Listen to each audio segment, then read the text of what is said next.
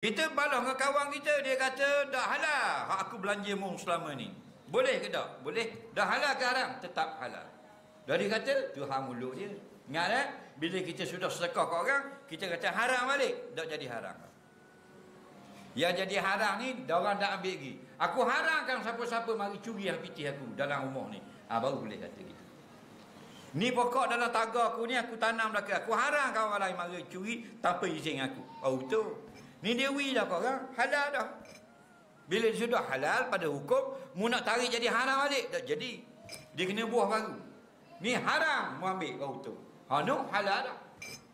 Ramai orang bila baik, molek dia macam-macam dia beri. Bila bala, haram, aku dah halal, tak boleh. Dak halal ni akan datang. Hak telah beri dah halal, tetap halal. Tak jadi haram. Banyak orang mak anak dia deraka pada mak dia. Mak dia kata aku dah halal. Wi makan selama ni. Tak betul mak begitu. Deraka tu tetap salah, tapi jangan kata dak halal lagu tu. Okey?